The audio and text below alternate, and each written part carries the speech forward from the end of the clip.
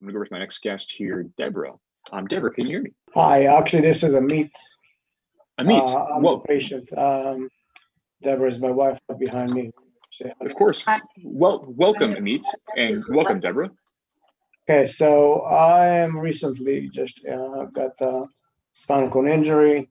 I have multiple location that needs to be worked on. One is fit, so I can actually stand and walk.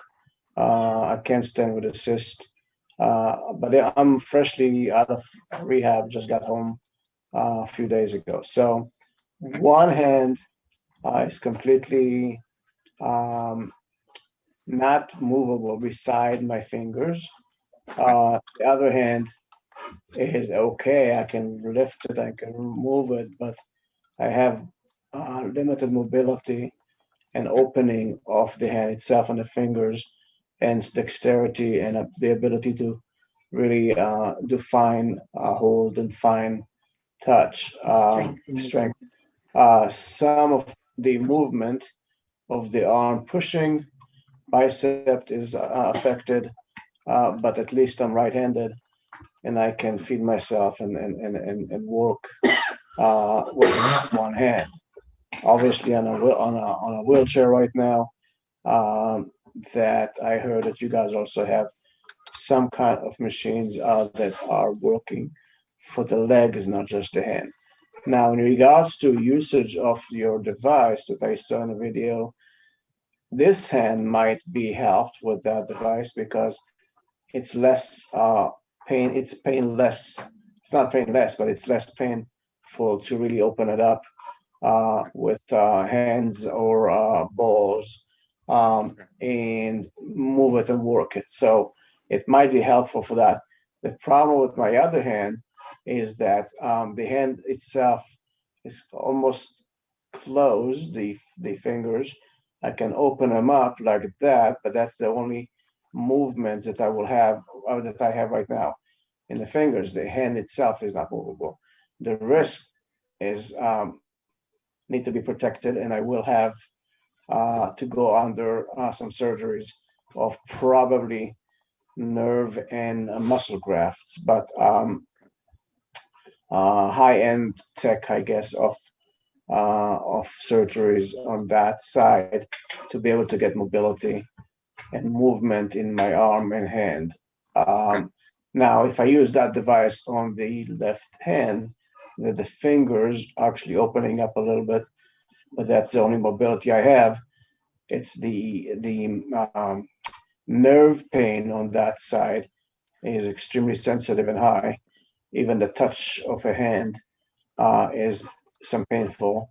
I'm sure that if you put a device that opens and closes it up, will be extremely painful. So I'm not sure if it's going to be good for that side. But again, yeah, I'm going to finish up with saying, so it might be good for this hand, for the right hand, not yet for the left hand. I'm not sure. You can tell me.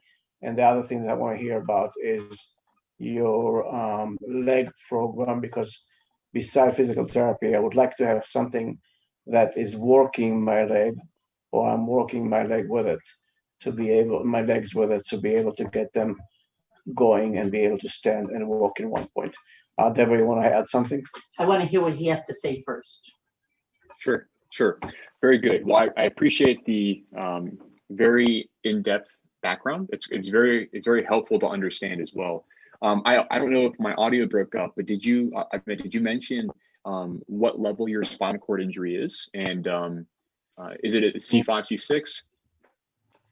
Well, that's the thing, that the injury. So the bones that were broken were C6 and 7 in the neck, okay. And he had the surgery to stabilize that in the front and the back, and also there was something pressing on the spinal cord that they stabilized and removed.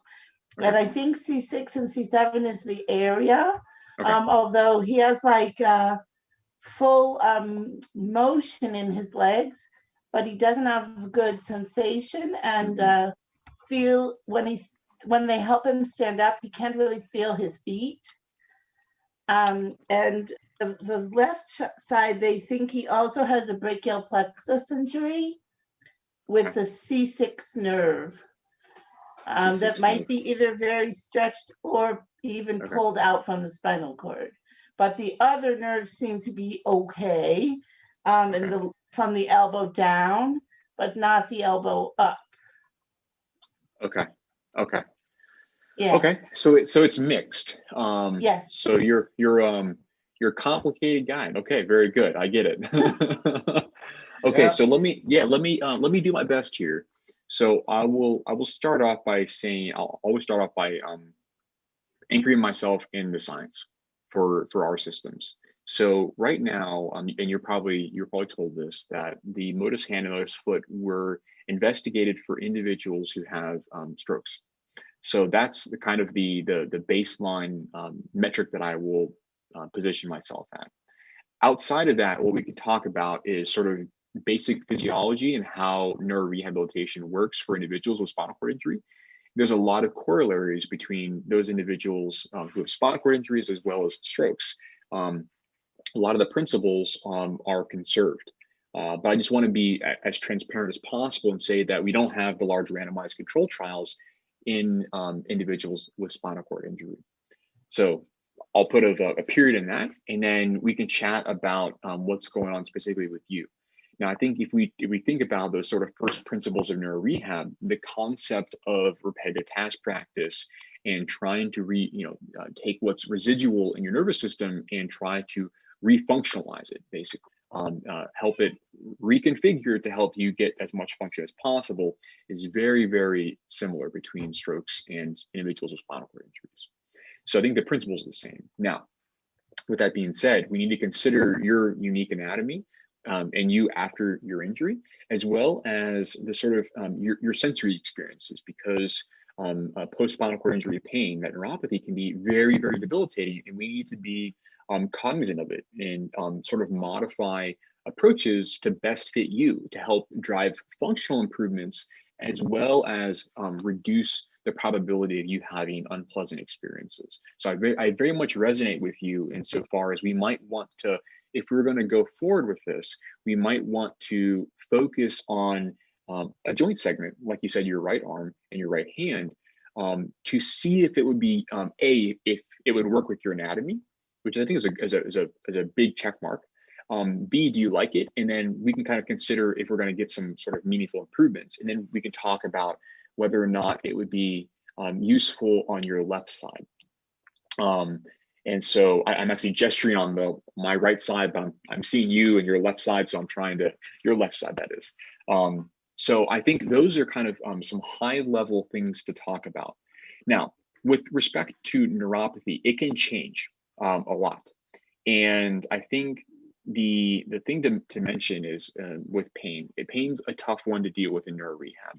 And if it is, there can be pain associated with actual tissue damage, and or the nerves have reconfigured into these sort of in a peripheral nervous system. It can actually adapt as well. We talk about neuroplasticity in our brains, right? Or in our central nervous systems. Those can adapt, those can rewire, but unfortunately, the same thing can happen in the periphery as well, and that can cause problems as well. And you can get these effectively balls of neurons after injury that can cause adverse pain. And so depending on the nature and the sort of etiology of your neuropathy, the actual mechanism by which it's treated outside of pharmacology is often a sensitization or an acclimatization approach, where you're progressively exposed to sort of nominal amounts of that sensation, not extreme, of course, right? Nominal amounts of that sensation to effectively reorient your brain and effectively your spinal cord as well, which is really, really important for pain sensation, to not interpret it as a bad sensation. So that's, again, heavily qualified on the actual etiology. But if it is due to a central problem, meaning that the signals are being misinterpreted, the approaches to treat it long term are these central approaches, where you're trying to rewire it, just like you would try to rewire your brain to help you move better. So that's the left side. That needs to be done very carefully because it can be quite uncomfortable to do those if dosed inappropriately. You know, you mentioned just touch is causing problems, right? So I think we're probably several steps away from thinking about using something like a robotic system on your left side. On your right side, I think based on your amount of movement that you have, actually, first let me go just pause here for a second and ask if you guys have any questions.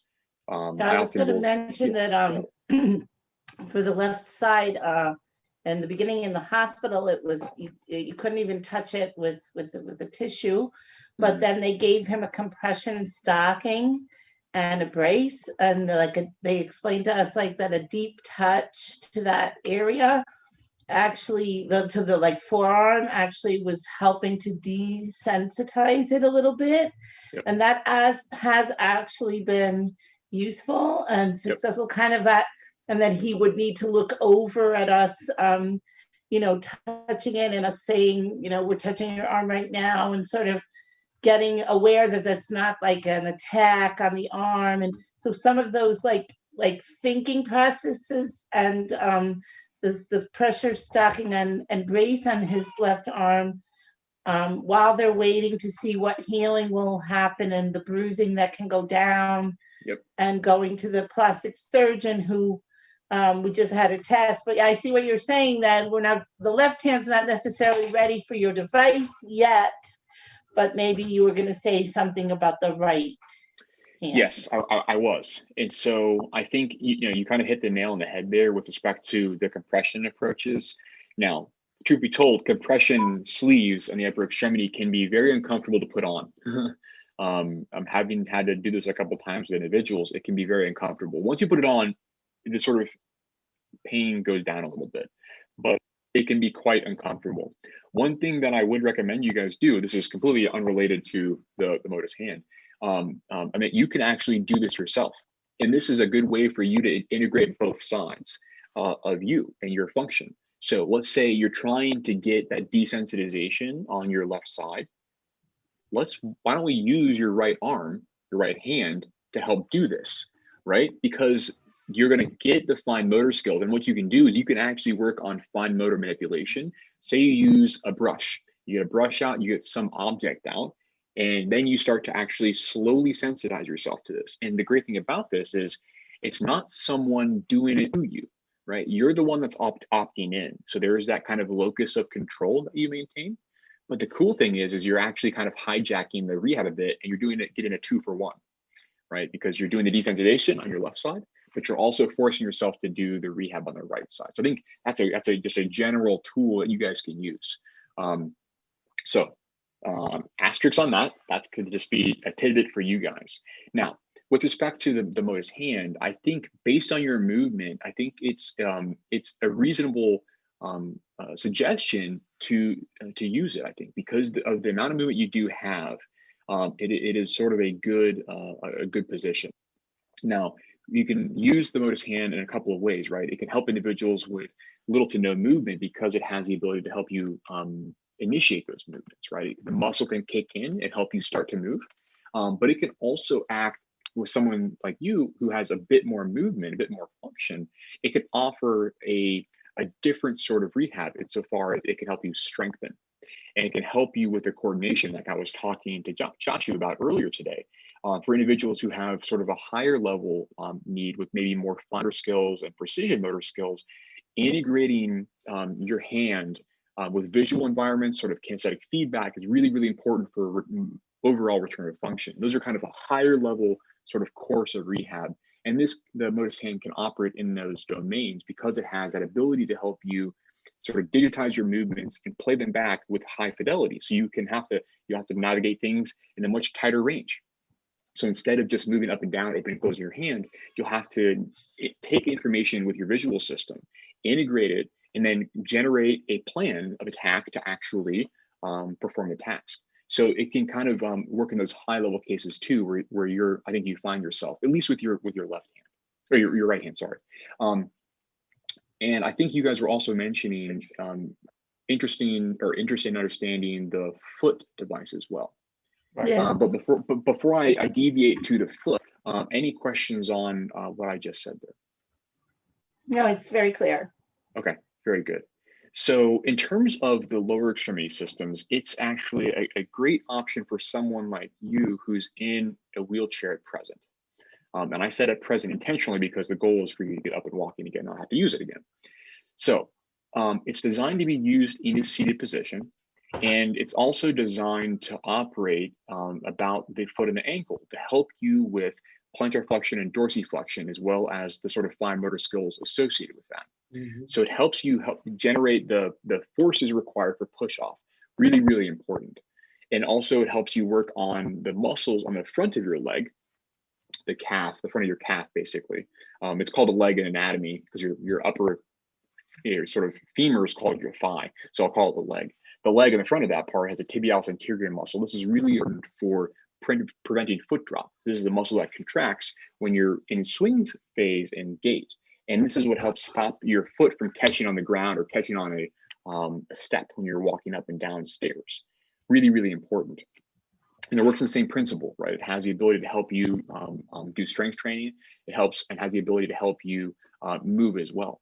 And so I think one other thing that's really important to mention now that I'm kind of circling back around, your tissue quality is also very, very important.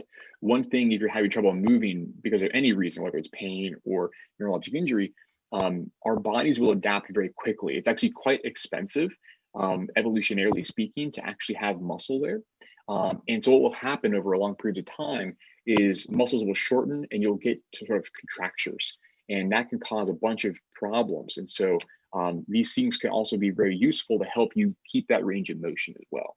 So it's just something to mention outside of the neuroplastic changes that are positive, the potential desensitization stuff we're talking about, but there's also tissue quality, muscle, tendon, and ligament benefits too to movement. And so I think those are just some general thoughts as well for its potential application for you guys.